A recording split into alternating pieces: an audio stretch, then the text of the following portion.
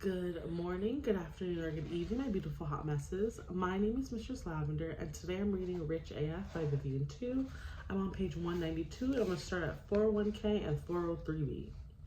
401k and 403b are investment accounts that you get through your employer and use to save money and grow your money for retirement. The major difference between the two is that a 401k are available to employees of private companies, and 403bs are the public sector or nonprofit employees like teachers, government workers, and so on. The letter number names come from the parts of the U.S. tax code that governs how these accounts are administered. If your employer offers one of these, you should absolutely have one. First off, these accounts save your money. The way it works is all your contributions to your 401k or 403b are made pre-tax. These dollars can go directly from your employer to your investment account, and they won't count as money you earned for the year, meaning you're paying taxes on less money overall, and therefore landing a smaller tax bill at the end of the year. Granted, the ones with a few slight catches, you can't withdraw from your 401k, 403b until age 59 without paying a steep penalty. That's the government's way of saying no touchy, and you can't just dump all your money in every year. The government still wants you paying some taxes after all. There's an initial contribution limit of $22,500, the limit as of 2023. The limit often increases annually to keep up with the cost of living.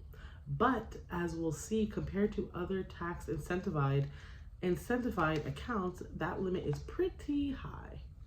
But the tax savings are just the beginning. 401ks and 403bs have the potential to be the best type of retirement accounts, thanks to two little words: employer matching, aka free money. Here's how employer matching works. Say you make $100,000 a year, and your company offers a dollar-to-dollar 401k match on any contributions you make, capped at 6% of your salary. This is what my employer gave me at my first job, FWIW. That means if you put 6% of your salary, so $6,000 away in your 401k at the end of the year, your account will have 6% contribution plus a matching amount of your employer, so $12,000 total. That's 100% risk-free return before you've even invested a penny, and that is hard to beat. Employer matching came about as a way to hit the sweet spot in retirement benefits for employees. Quick history lesson. Back in the day, companies used to give out pensions and pay for everything for their employees once they retired. But it wasn't really working out for the companies because they were bearing all of the risk for paying that out. And if one VP lives to 105, they could be on the hook for a lot of hefty pension payments.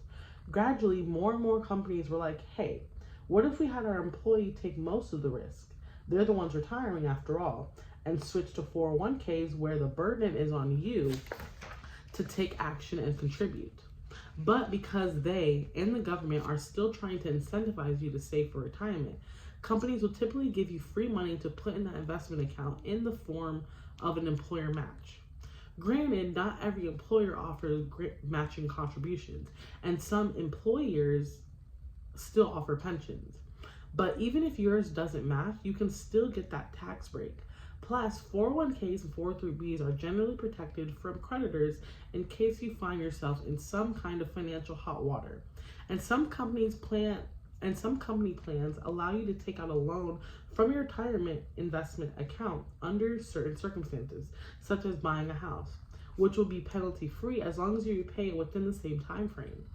The other thing to know about 401ks and 403bs is that when it comes time to fill this kind of tote bag, aka invest your money you contributed, you'll be limited in your options. Again, this is a way to incentivize good choices because these investment accounts are designed, regulated, and administered with an eye towards getting people to retire comfortably. It's in no one's best interest, least of all yours, to be able to chuck the money at whatever super risky investment you feel like and potentially lose all your money. Going back to our tote bag metaphor, think of these accounts as big grocery bags that you can fill up to the brim, but only with decently healthy food. An employer match is like buy one, get one free. Practically speaking, this means that you typically won't be able to do things like buy individual stocks or trade options in your 401k/403b. Instead, you'll most likely be picking from a prospectus, prospectus, basically a highly suggested, what? Oh wait, basically a menu of all your investment options. Oh, there we go. That your company provides. I highly suggest if you have a 401k or 403b, digging up that prospectus to reference when we get to talking types of funds in the next section. This will help you understand what's best for you to pick. But I'm a freelancer. If you're a freelancer or self-employed and all of this talk of employer sponsored this and matching funds that has you bummed out, hold that thought. Did you know that you can actually set up your own 401k and put away more money than your traditionally employed friends? It's true. A solo or individual 401k is a special type of retirement account for self-employed people or business owners who don't have any employees besides themselves or their spouse. It works pretty much the same as a regular 401k that you might get through your employer. But since you're the boss, you can contribute both as an employer and an employee, up to a total of $66,000 for 2023, which is ridiculous and amazing.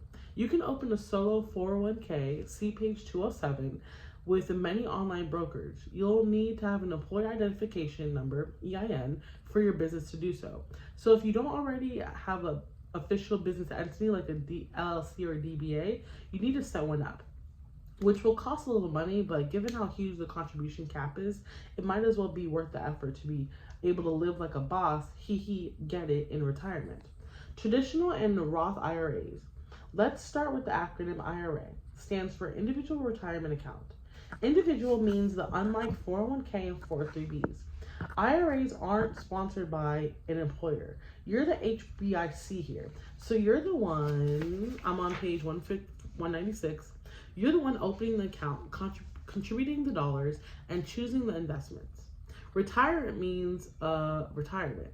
Like when you're old and not working, an account is an account. So ta-da! Seriously though, IRAs are accounts specifically intended to stash and grow your money for when you retire. Like 401ks and 403bs, there's a yearly contribution limit, $6,050 as of this writing, with a catch-up contribution limit of $7,500. If you're over 50 years old and you can't withdraw, okay, I'm gonna stop. I feel like I'm not processing, I'm just like reading it. But yeah, I'm on page 196 and I'm gonna start at seriously though, IRAs. But thank you so much for listening and watching. My name is Mistress Lavender. Again, I'm reading Rich AF by Vivian 2, and I'll see you next episode. Bye.